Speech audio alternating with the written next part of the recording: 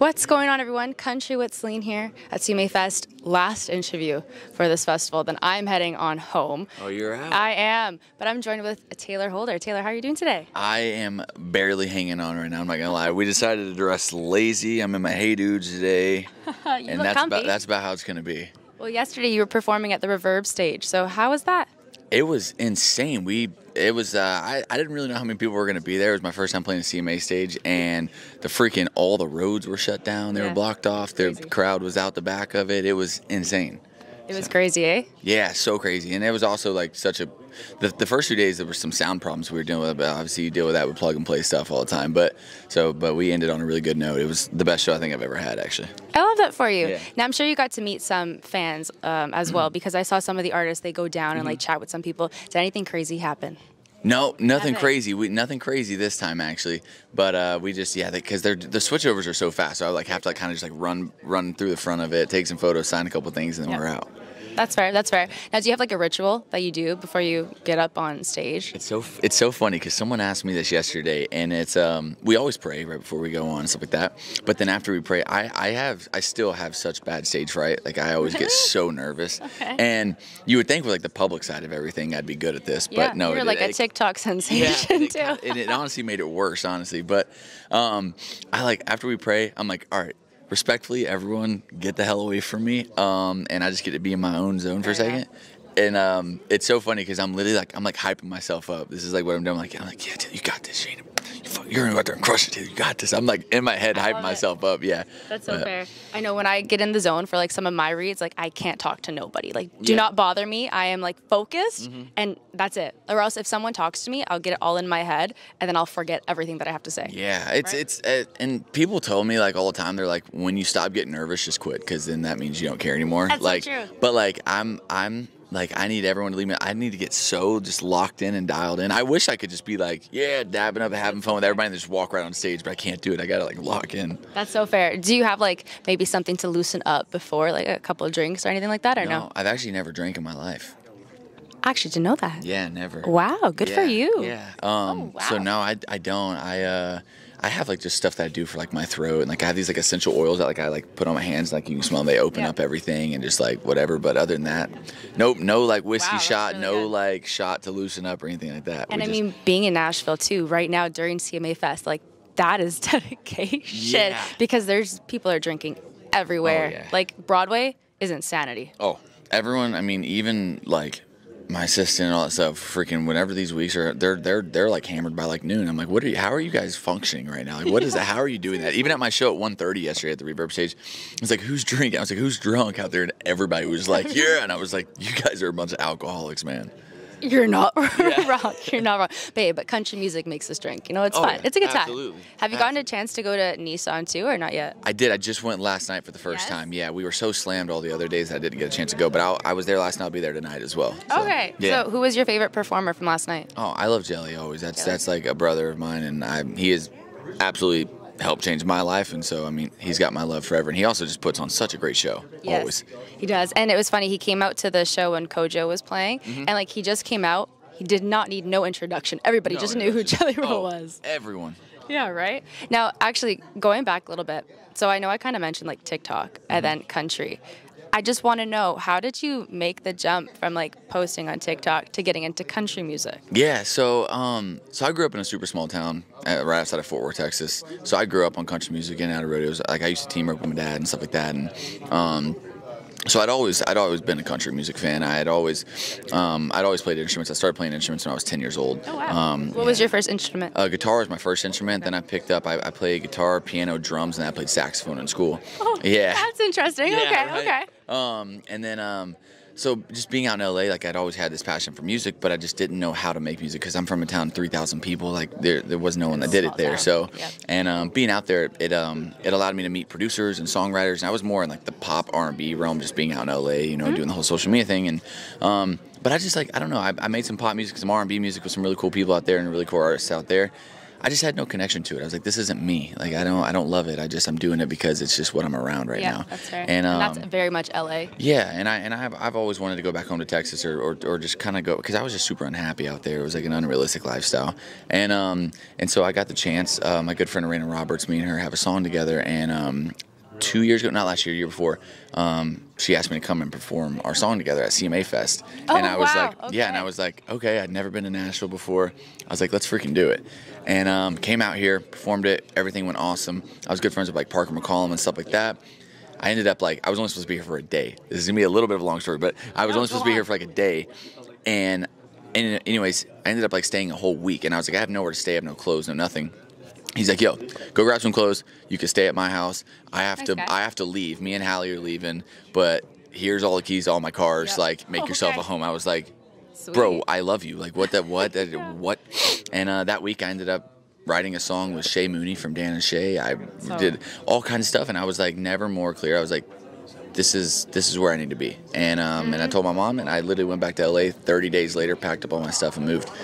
Wow. And it has been the craziest year and a half of my life. So clearly this is what you're supposed to do for the rest of your life. Absolutely, without a doubt. Have you moved here to Nashville yet, or are you still living in Texas? No, I moved here a little over a year. October will be 2 years, so we're coming up on it. But yeah, so we moved out here, and then I just 3 weeks ago bought my first house. So I was just about to say, lucky you bought yourself a house. How's that? Oh my gosh, it's a dream come true. It's obviously buying your first home for anybody, I think, is like a really awesome accomplishment. But I had always been a dream of mine, because I grew up, racing motocross my whole life and all that stuff. And so we have tons of dirt bikes, tons of things. And my dream was to have my own farm or my own compound, some land. And so I got a house. We had 24 acres out there, and yeah, it's awesome. Well, especially in Tennessee, there's lots of places where you can buy a big plot of land and do that. That's a goal. I figured and I got so blessed with it, because any type of large amount of land, you have to go at least 40 minutes out of the city to get a decent amount. And I ended up getting this spot, and it's 23 minutes outside the city, so it's super easy. I was like, dude, this is awesome.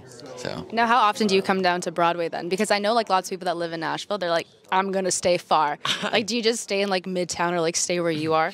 I try to stay far away from this place. Like I said, I don't drink, so even coming down here is kind of not super fun to me. It's just sober me with a bunch of drunk people, and I'm like, this doesn't sound very fun. Hey, and you can still have fun being sober. No, you can, but I don't know why. I'd rather be.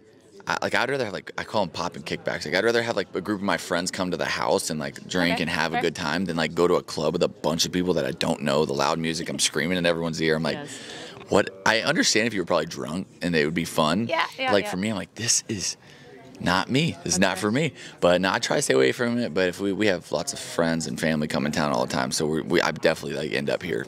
That's fair. Well, that's fair. Yeah. I mean, every time I come down to Nashville, I always end up doing something, because it's where are you from? Toronto. Oh, no way. Yeah, I'm Canadian. Hey, let's go. Yes, I dropped an A. I'm surprised you didn't pick up on it. Yeah, I was waiting for a pardon or something like that. You'll hear sorry a lot, because that does happen. Yeah. Yes. Canadians are very nice. You should know that. Yeah, I have a couple friends from Canada. I don't know where about. From Toronto. Oh, okay. And then I don't know where's Kyle Kuznick from? I don't know where he's from. He's from Canada. Yeah, well, obviously. Canada. He didn't help either. He did not help. What province? No idea. Nothing. This is why we pay John the big bucks. Yeah. He's got nothing. Okay. Yeah. Okay, fair enough. So there's Manitoba outside of Ontario, but hopefully he's not. It's beautiful up there. I've always wanted to go. I've seen it's really pretty videos and all kinds of stuff, especially when the snow comes there as well. It's it's so really beautiful. Pretty. Well, I live in Vancouver now. Do you know Vancouver? Yeah. Yes. So there is stunning. Yeah. The mountains. Is the snowboarding good there? Yeah. Well, I've actually never have gone to Whistler yet. Oh, yeah. But I'm a skier. But awesome. It is insane. I see so many videos and everything. These last 2 seasons we got I'd never snowboarded before, and then 2 seasons ago I got it. I went for my first time, and I grew up skateboarding and moto and all that stuff. So we just get Cindy anyways. Yeah. And we the first time I was ever on the slopes, we ended up sending backflips and stuff like that on the snowboard. And then last year we went back. We go to Utah though, up in Brighton, and it was the craziest trip ever. So I want to come up to Canada though and figure it out. You got to go on to the West Coast to do all of that, because there's nothing like that in Toronto or Ontario. Nothing. Yeah. But a song of yours I actually want to touch on, "Climb My Way to Heaven." Oh, yeah. So that song, first of all,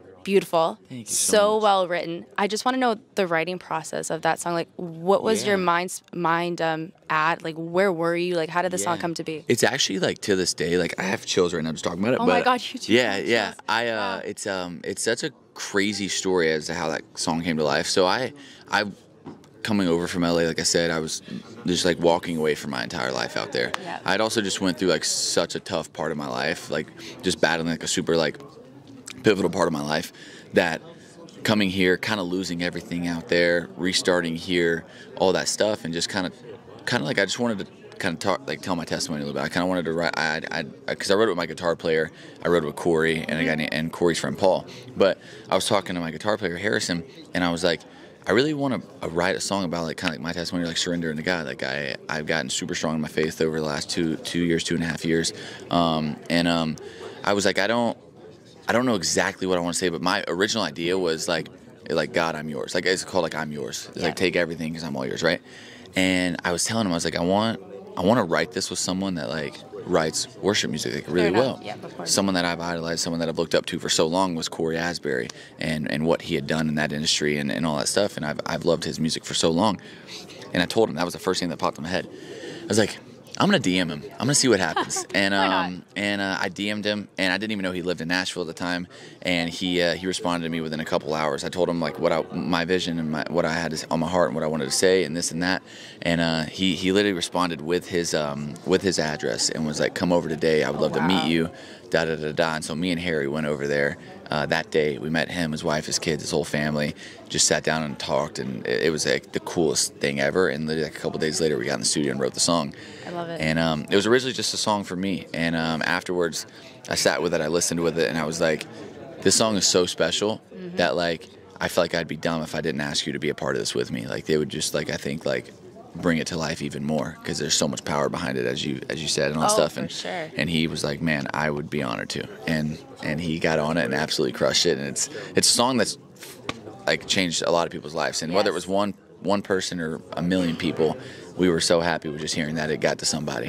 I was gonna say that song resonates a lot with a lot of people. Like the way it is written, all the lyrics, like everything, and the way you sing it, like it's really good. Like I have no other words to say except it's a really beautiful song. You're welcome. But like speaking of that one, is there gonna be another song similar? It's like an inspirational song like that? Yeah, I would love to eventually do some type of like Christian country like project at some point. I think that would be really cool. We need that. I would love to like kind of like do something with like all the top guys in that, and you know go to the Hillsongs, go to like the like Cody Carnes, go to the all those guys, and like really just kind of bring the whole community together, because I think that there's a lot to say there, and especially with my testimony and all that stuff, I have a lot that I want to say that I never got a chance to, and so I think a cool Christian project would be really cool someday. Well, we're going to hold you to that. Yes, so ma'am. that better happen. Yeah.